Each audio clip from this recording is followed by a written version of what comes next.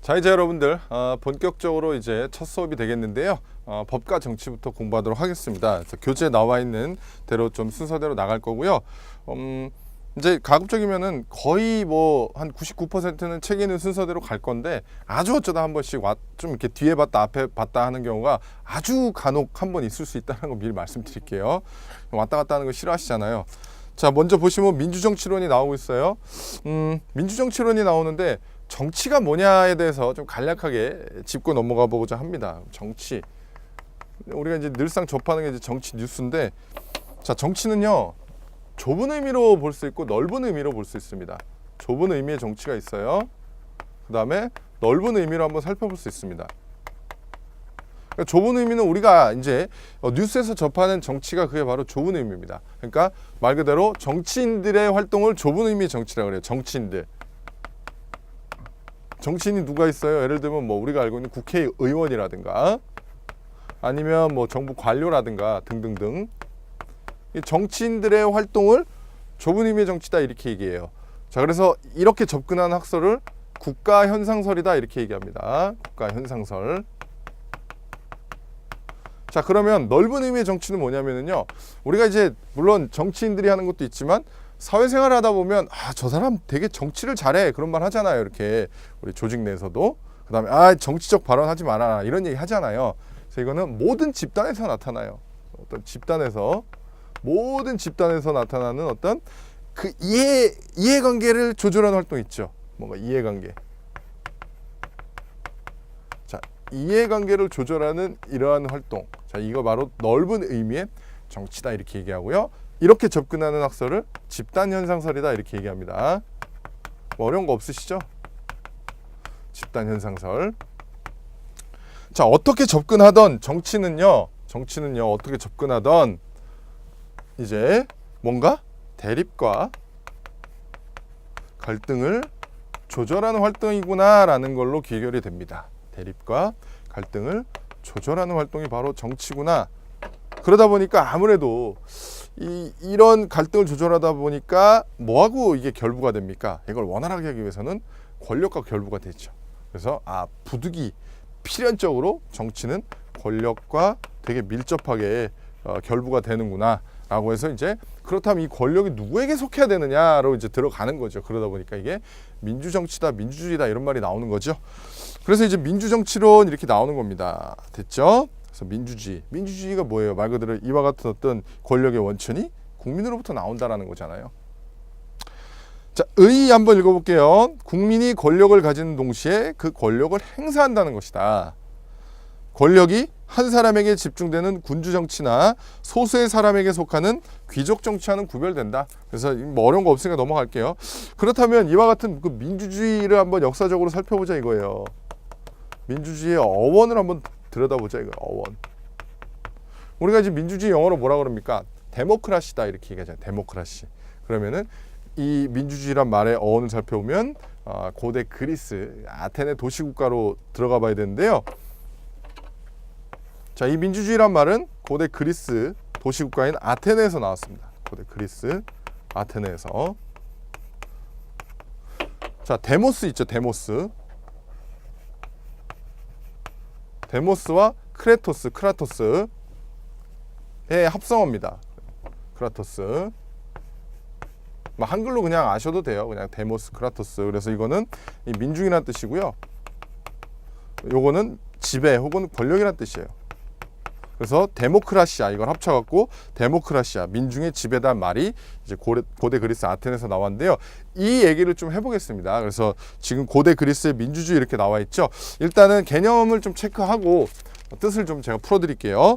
아테네 통치기구 해갖고 일단 요거 기재해 두시고, 고대 그리스의 민주주의 해갖고 민주주의의 어원이 여기서 나왔고 이런 뜻이구나. 그래서 그냥 한글로 써도 돼요. 데모크라시아 이렇게 얘기합니다. 이거 합쳐서 데모크라시아, 민중의 지배.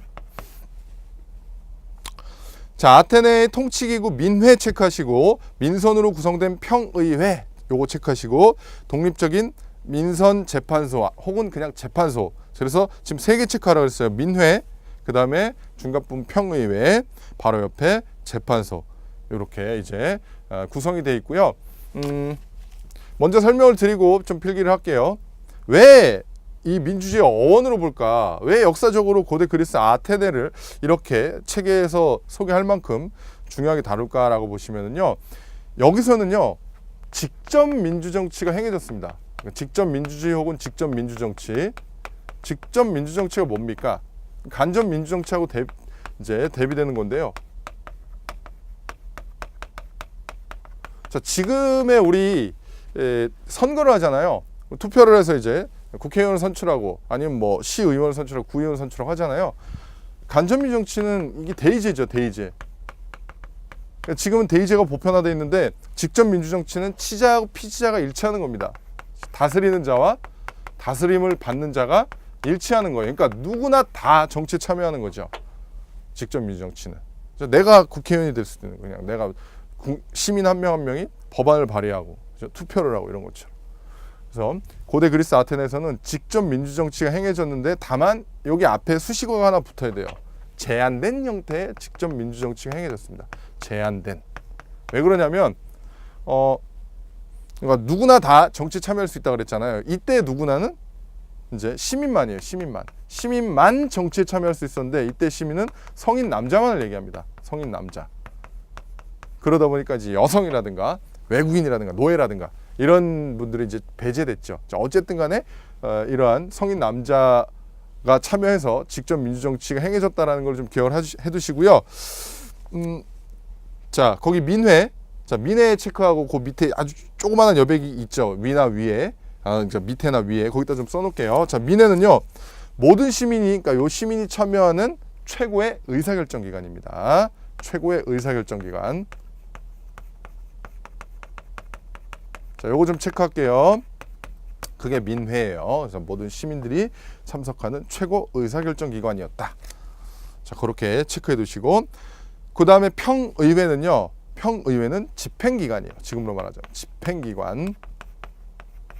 여기 평의회고요. 그 옆에 민선재판소. 그러니까 지금으로 말하자면 배심원들이죠. 이제 배심원단. 배심 재판이 이루어졌던 그러니까 배심원들이라고 보시면 돼요. 자, 이렇게 체크하시고요.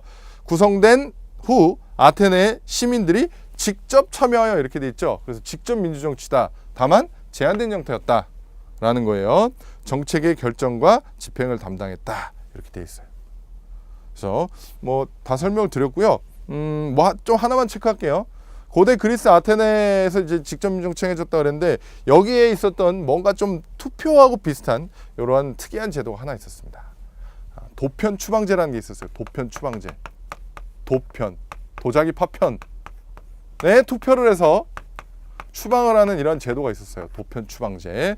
그래서 뭔가 좀 이렇게 위험 인물들 있죠. 도자기 파편에 투표해 갖고 일정 수가 나오면 10년 동안 국외로 추방할 수 있는 제도가 있었습니다. 근데 정치적으로만 악용됐겠죠. 그래서 요거 좀 체크해 두세요. 자, 그래서 도편 추방제가 있었다라는 거. 그 다음에 오늘날의 민주주의는 모든 국민이 정치에 참여하는 형태다 이렇게 돼 있고 대신에 이제 간접 민주정치 혹은 대의제가 보편화됐죠. 현실적으로 힘들죠. 이 직접 민주정치 하기가.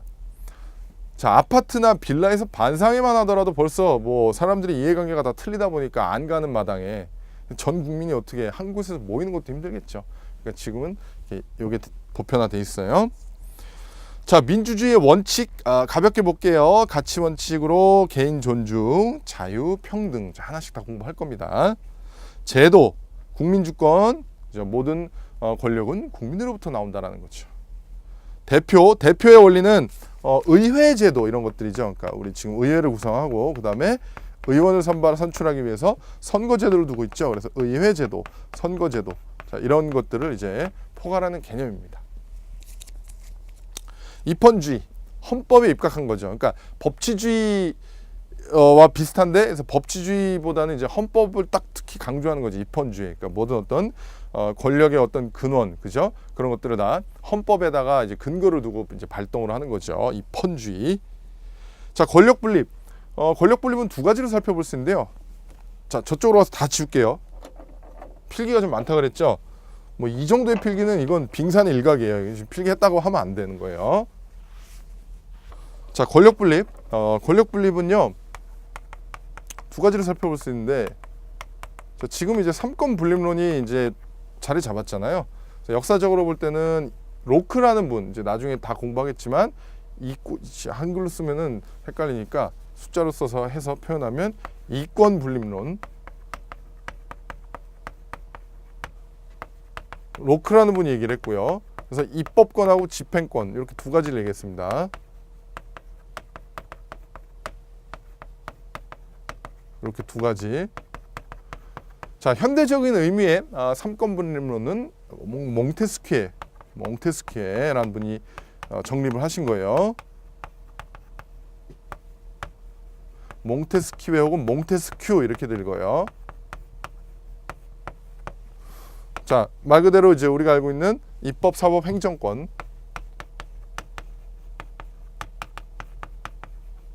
자, 행정권을 이렇게 권력을 분립시켜야 된다라고 주장을 한 거죠.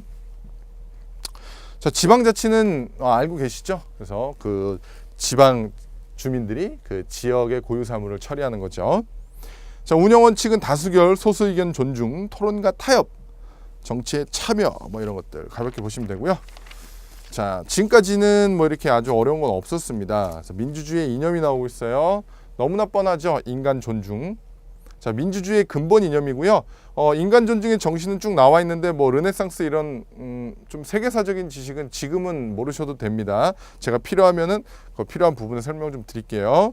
자, 르네상스는 그냥 혹시나 궁금하신 분이 있을까봐 말씀드리면 15세기경, 14에서 15세기경 그러니까 고전 문화 부흥 운동을 르네상스라고 얘기해요. 그래서 그 시대에 이제 영국이라든가 그러니까 알프스 이쪽 그 유럽 쪽 있잖아요. 거기서 이제 뭐 셰익스피어가 나오고 그래서 유명한 어떤 문학 작품들이 나오고 했던 그 시대예요. 르네상스 시대.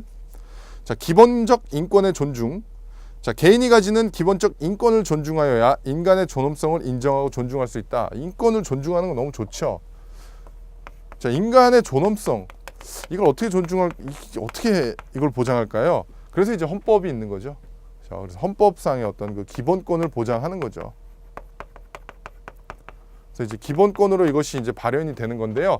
기본권에 대해서 간략하게 좀 여기다가 써놓을게요. 나중에 다 공부를 해야 됩니다. 하나하나. 그래서 우리 이제 헌법상의 기본권은 가장 기본권 중에서도 이제 필두 가장 먼저 규정해 놓은 게 바로 뭐죠? 이거죠. 그래서 인간의 존엄과 가치, 인간의 존엄과 가치 및 행복 추구권을 같이 해놨죠. 행복 추구권 이런 것들. 그 다음에 평등권 뭐 이런 거. 법 앞에 평등 많이 들어보셨잖아요. 그 다음에 자유권. 자유권 여러 가지가 있죠. 정치적 기본권. 대표적으로 참정권. 그 다음에 사회권 뭐 이런 것들. 우리 뭐 사회적 약자가 보호받을 수 있는 복지 뭐 이런 것들. 그 다음에 청구권. 자, 그래서 기본권의 체계는 이렇게 되어 있습니다. 인간의 존엄과 가치, 행복 추구권, 평등권, 자유권, 참정권, 사회권, 청구권. 안으로 들어가면 당연히 세부 내용이 많겠죠. 자, 그거는 이제 해당 파트에서 공부를 하도록 하고요. 이런 것들을 통해서 민주주의의 어떤 그 기본적인 인권 존중의 정신이 구현이 되는구나 라는 걸 알 수 있겠죠. 자, 그 다음에 자유와 평등이 나오고 있어요. 당연히 필요하죠. 그래서 필요성이 나오고 있고, 그 다음에 우리나라 헌법에서의 보장, 모든 국민은 법 앞에 평등하다 이런 것들. 자, 자유는요 두 가지로 나눠볼 수 있는데요. 자유 제가 쓰는 거는 좀 다 필기를 해주세요. 저거 뭐 자유가 뭐 두 가지지 뭐 어려운 거 없네 그러시면 안 됩니다. 나중에 시험에 나왔을 때 아리까리 해요. 자유 두 가지예요. 소극적 자유? 그럼 소극적이 있으니까 적극적 자유가 있겠죠. 적극적 자유. 자, 그래서 이 두 가지를 좀 써놓으시고요. 소극적 자유는 국가로부터 자유다 이렇게 얘기해요. 국가로부터 자유. 그러니까 국가로부터 자유로운 거예요. 말 그대로 국가로부터의 어떤, 그러니까 국가가 나를 막 불법으로 체포해가고 막 그냥 와서 막 잡아가고 고문하고 이러면 안 되잖아요. 그러니까 국가의 어떤 그 부당한 간섭을 배제할 수 있는 자유죠. 그죠? 이게 그러니까 우리가 알고 있는 일반적인 의미의 자유예요. 그래서 이제 기본권으로 따지자면 이건 자유권이에요. 자유권. 국가로부터 자유가 있고요. 내가 내 의사에 따라 자유롭게 참여할 수 있는 것도 있는 거죠. 그것도 자유예요. 그래서 국가에 의한 자유도 있습니다. 국가에 의한 자유.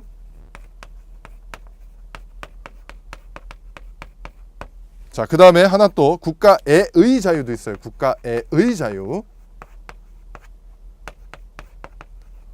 자, 그래서 요게 이제 일종의 참정권입니다. 내가 이제 참여할 수 있는 거고, 국가에 의한 자유는 국가로부터 오히려 이건 보호를 받을 수 있는 거죠. 그래서 이건 사회권이에요. 그래서 지금 아직까지 기본권을 공부하지 않았기 때문에 좀 헷갈릴 수 있는데, 지금은 일단 필기를 좀 해두시고요. 나중에 뒤에 부분 공부하신 다음에 다시 필기해 놓은 걸 보시면 기억이 날 겁니다. 옆에 그 자유에다가 써두세요. 옆에 여백이 있잖아요. 이렇게.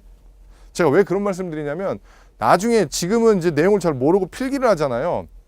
필기를 잘못하면 침이 막 팍팍 튀는. 필기를 잘못하면 나중에 보고도 이게 뭔지 몰라요. 그래서 일단은 잘 써놔야 되고요. 잘 써놔야 되고 그 위치에다가 잘 써놓으셔야 돼요. 그래야 됩니다. 그 다음에 평등. 자, 평등. 기회의 균등을 의미하고요. 그러니까 지금의 어떤 그 정의, 우리가 정의사회다 이런 정의를 얘기하잖아요.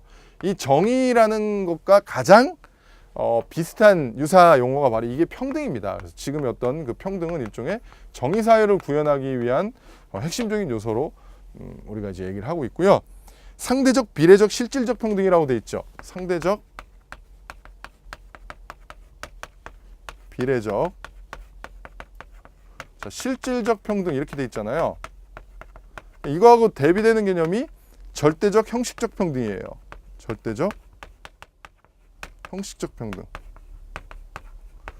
자, 이른바 절대적, 형식적 평등이란 같은 것은 같게로 표현되죠. 같은 것은 같게. 같은 것은 같게. 자, 이것은 같은 것은 같게. 같은 것은 같게. 똑같아요. 여기까지는. 다른 것은 다르게. 이거예요. 그러니까 절대적 형식적 평등은 모든 사람에게 동일하게 해주는 겁니다. 모든 사람을 동일하게. 그러니까 투표에 있어서 모든 사람에게 한 표를 준다. 그러니까 이건 개인의 어떤 여건이라든가 처해진 걸 고려하지 않는 모든 사람 똑같이 해주는 거예요. 그에 비해서 우리가 지금 여기 나와 있는 평등, 상대적, 비례적, 실질적 평등은 어떤 형편이라든가 이제 그의 처해 있는 상황을 좀 고려하는, 쉽게 말하면 여기서 말하는 상대적, 비례적, 실질적 평등이나 이런 개념입니다. 합리적인 차별은 허용하는 평등이에요. 이해되시죠? 합리적 차별은 허용하는 평등. 장애인 전용 주차장. 일반인들 입장에서는 차별 아니에요. 그렇잖아요. 왜 나는 장애인 주차장에 못 되는 거야? 차별 아니야? 이건 차별 아니냐라고 얘기했지만 그건 합리적 차별이죠. 그런 형태의 평등을 바로 이렇게 얘기하는 거고요. 지금의 어떤 평등 개념은 바로 그래서 이러한 개념이에요. 합리적 차별을 허용하는. 허용이잖아요. 저를 하는. 자, 됐죠? 그러면요. 자유하고 평등까지는 얘기가 됐으니까 여기를 또 지우고, 여기를 지우고, 민주주의 생활원리 이렇게 나오고 있죠. 그래서 인간다운 삶을 위한 생활 양식 이렇게 돼 있어요. 그래서 민주주의 생활원리. 우리가 지금까지 막 민주주의가 뭔지 대충 공부했잖아요. 막 다수결, 소수 존중해주고, 인간 존엄성을 존중해주고, 이런 거 했었잖아요. 그러면 이와 같은 어떤 그 민주주의 원리들을 꼭 이걸 국가작용에만 국한시킬 게 아니라, 꼭 국가작용에만 국한시킬 게 아니라, 우리가 그냥 일상생활에서도 이와 같은 그 민주주의를 실천하자. 이 개념이에요. 어려운 거 없죠?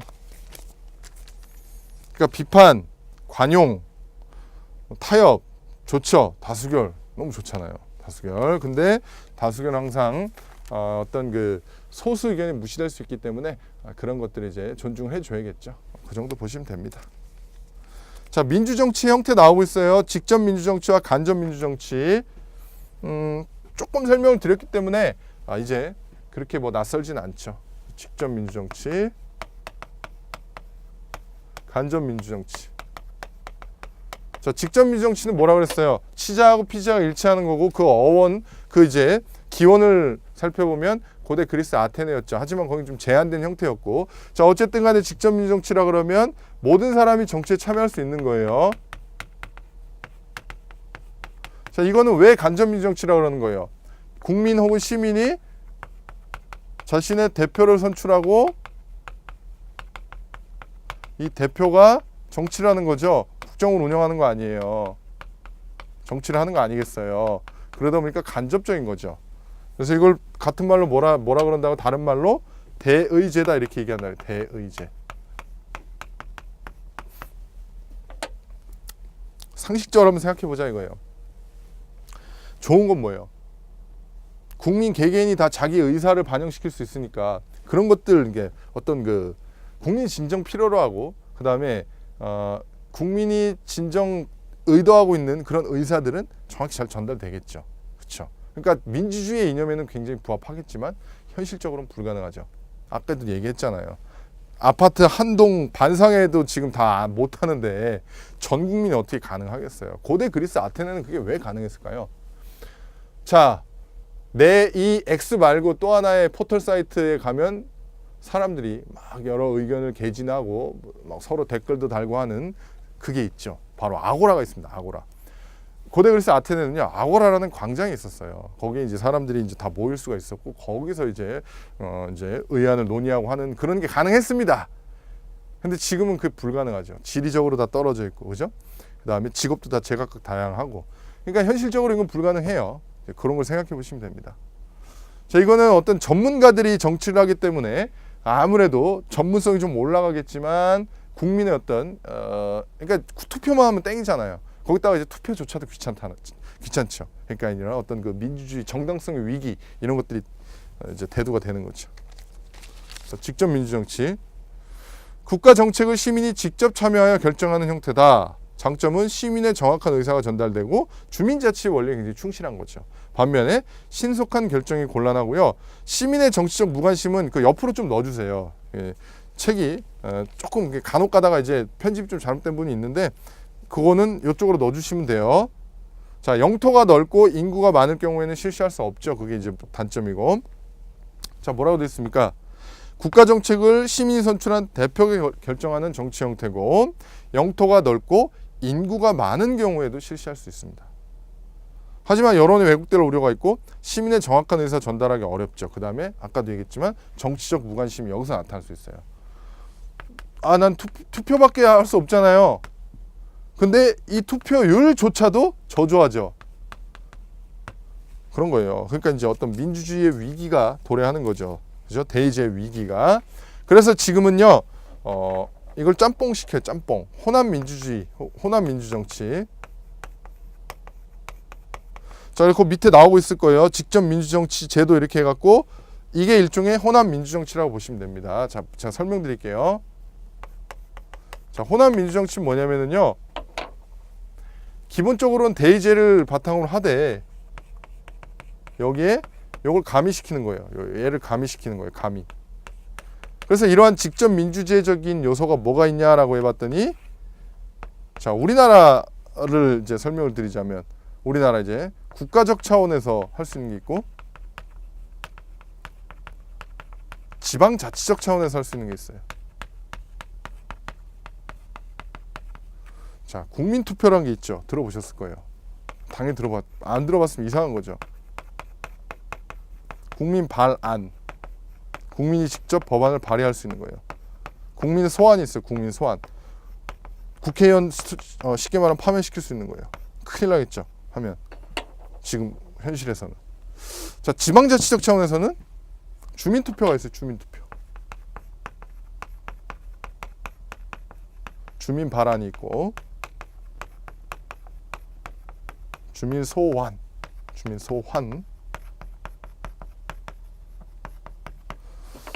자, 이거는 이제 헌법에 규정을 두고 있고요. 헌법.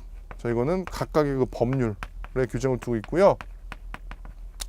자, 우리나라를 이제 생각해 보자면은 이거 인정되나요? 하고 있죠. 그러니까 이런 것들이 물론 있어요. 제도적으로. 하지만 우리나라에서는 인정이 안 됩니다. 인정되고 이거 좀 체크해 두시고요. 자, 직접 민주정치제도 국민투표, 헌법 개정, 국가의 중요한 일 등에 대하여 국민의 의사를 직접 묻는다. 국민 발안, 헌법 개정안 또는 법률안 등의 발의를 국민이 직접 할 수 있다. 국민 소환. 선거에 의해 선출된 대표 중에서 유권자들이 부적격하다고 생각되는 사람이 있을 때 재투표를 실시하여 물러나게 한다. 국민 파면이다. 이렇게 얘기하죠. 호남 민주정치 나오고 있죠. 자, 이거의 단점을 보완하기 위해서 대의정치 제도를 채택하면서도 직접 민주정치 이런 것들을 도입하고 있다. 자, 대의정치 한 개 나오고 있고 그냥 눈으로 보시면 될 것 같아요. 그죠? 관객민주정치는 뭡니까? 세 번째, 관객민주정치. 루소라는 분이 자 이건 뭐 딸딸 외울 거 아닌데 관객이 그러니까 마치 투표 선거철에만 막 엄청난 이벤트하고 막 그런단 말이에요. 그래서 루소로는 뭐라고 얘기했습니까? 국민은 투표할 때만 주인이다.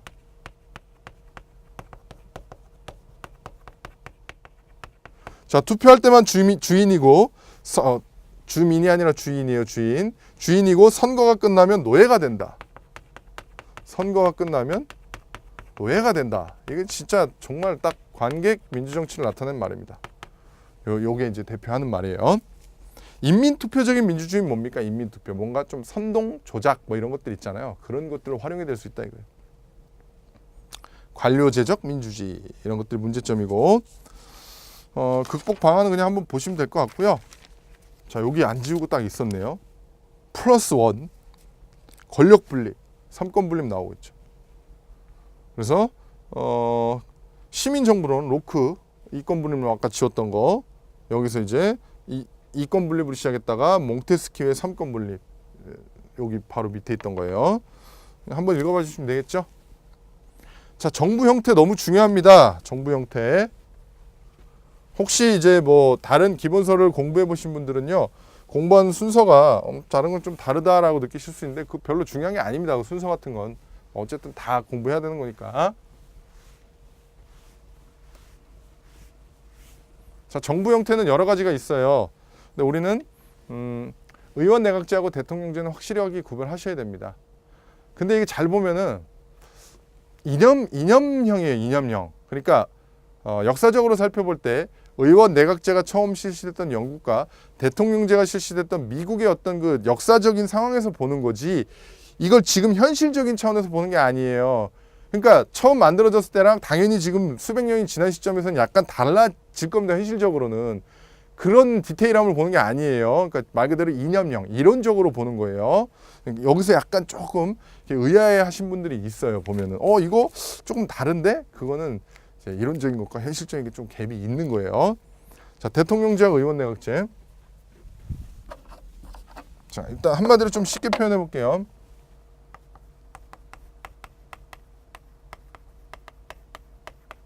자, 대통령제 효시는 미국이고요.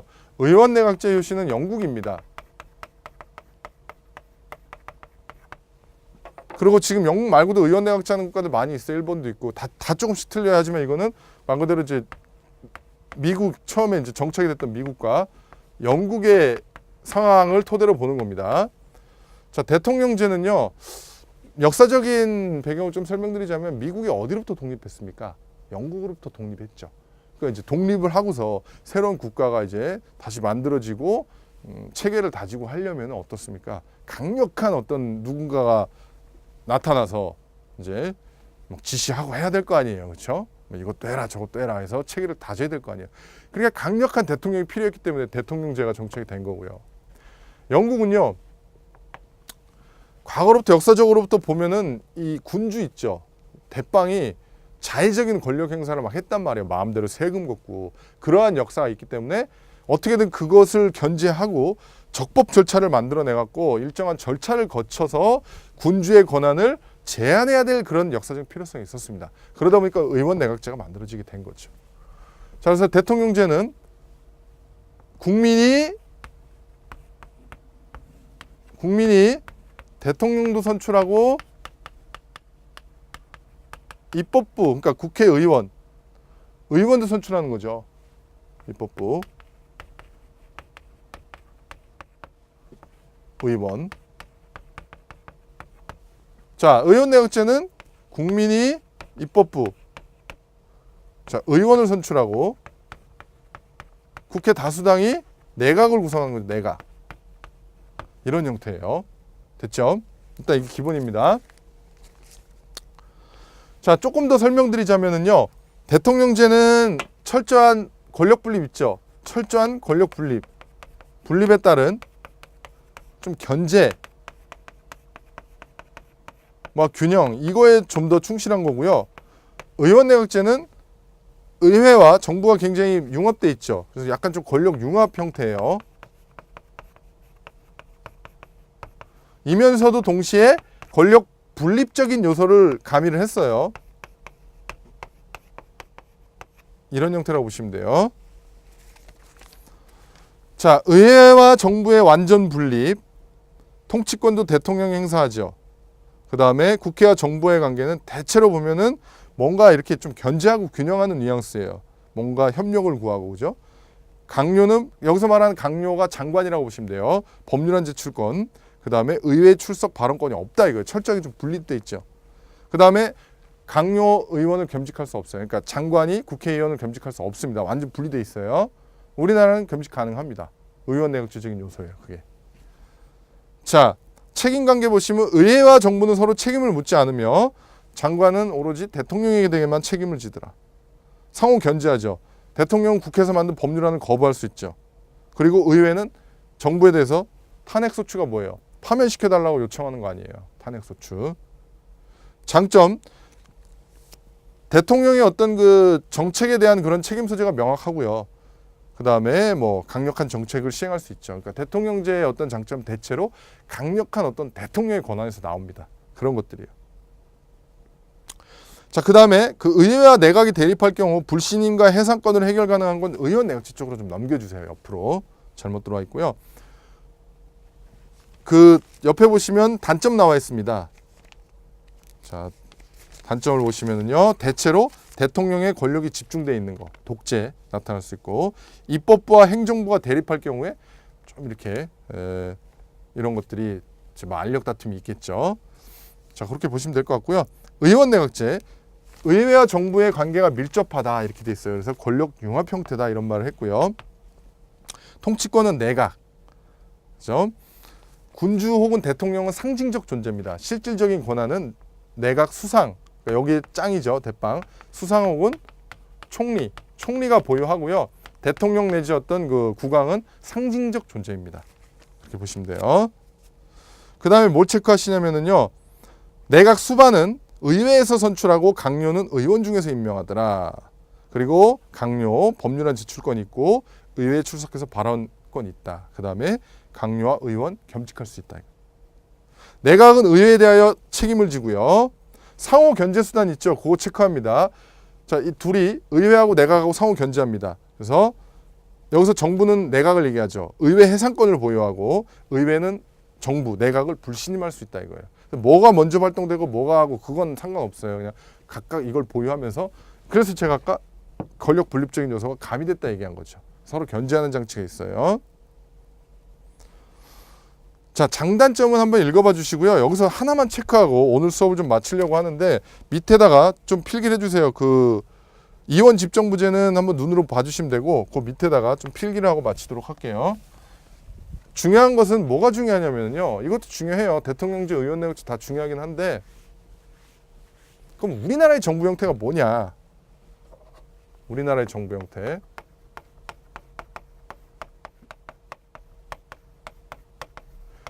우리나라의 정부 형태는 한마디로 말하면 대통령제를 기본으로 합니다. 대통령제를 기본으로 하면서 의원 내각제를 가미한 형태예요.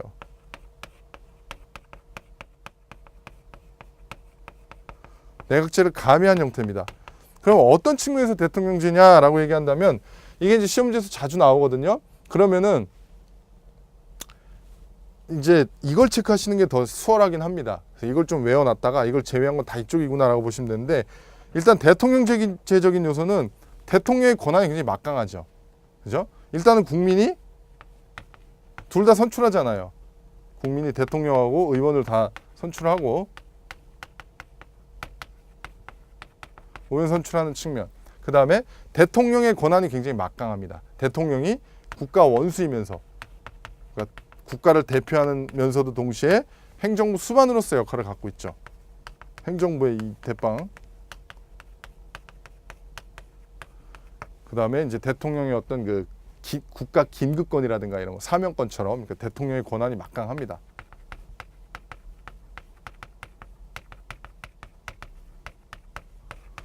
자, 이런 이제 뉘앙스로 좀 살펴보시면 될 것 같고요. 그 다음에 우리 책에도 나와 있던 건데, 국회에서 이제 법을 만들어서 정부에다가 보내면 대통령이 거부할 수 있죠. 그래서 법률안 거부권이 있죠. 이런 측면. 자, 의원 내각제적인 요소는 뭐냐라고 한다면, 일단 우리나라 국무회의 있죠. 국무회의. 국무회의가 바로 이제 일종의 이제 의원 내각제에서 운영하는 이러한 형태가 되죠. 국무회의가 헌법기관으로 존재하고요. 그 다음에 내각 수상이라든가 이제 내각 총리라고 할 수 있는 국무총리를 두고 있죠. 이런 것들. 이게 가장 대표적입니다. 그래서 국무회의하고 국무총리가 있고, 그 다음에 강요하고 의원을 겸직할 수 있죠. 그러니까 장관, 국회의원이면서 장관을 할 수 있는 거예요. 강요하고 의원 겸직할 수 있습니다.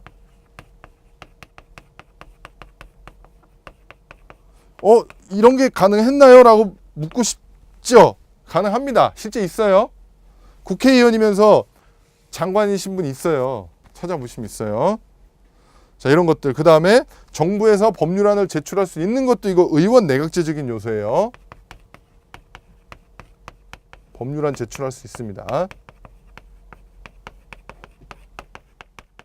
이런 것들. 자, 그렇게 보시면 될 것 같고요. 그런데 제가 만약에 지금 이렇게 얘기했잖아요. 대통령제를 기본으로 하면서 의원 내각제를 가미했으니까 이게 지금 그 표 밑에 나와 있는 이원 집정부제냐? 아니에요. 이원 집정부제는 뭐라고 됐습니까?